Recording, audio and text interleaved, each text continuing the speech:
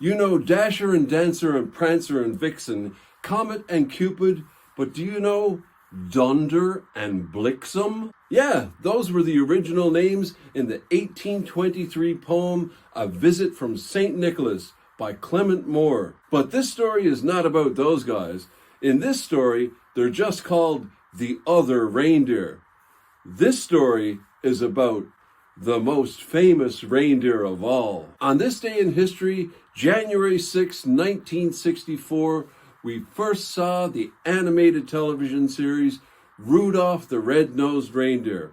Yep, he's 60 years old today. Now, if you're watching this, I assume you know the story of Rudolph the Red-Nosed Reindeer. It was written by Romeo Miller, and he based it on a song by Johnny Marks, and he based it on a story written by his brother-in-law, Robert May.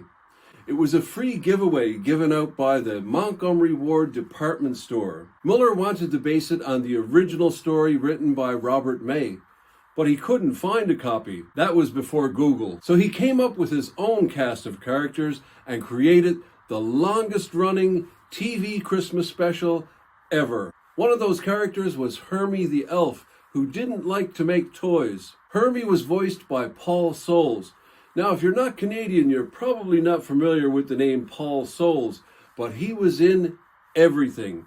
He was the voice of Spider-Man, and the voice of Peter Parker, of course.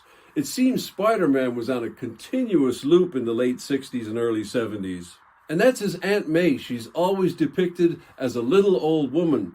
Now, Peter Parker is a teenager, so his aunt would probably be in her early 50s, and she's finally been portrayed by someone the appropriate age.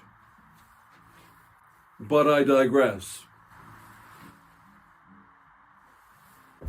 Rudolph the Red-Nosed Reindeer was a real international production.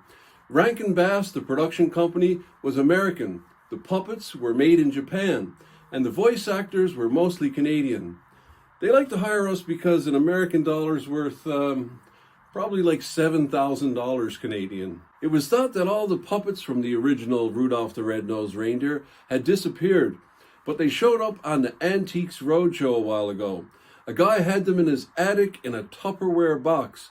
He had the whole set, but most of them had melted. If you ever want to go visit Rudolph the Red-Nosed Reindeer, he's in the Masterworks Museum in Bermuda.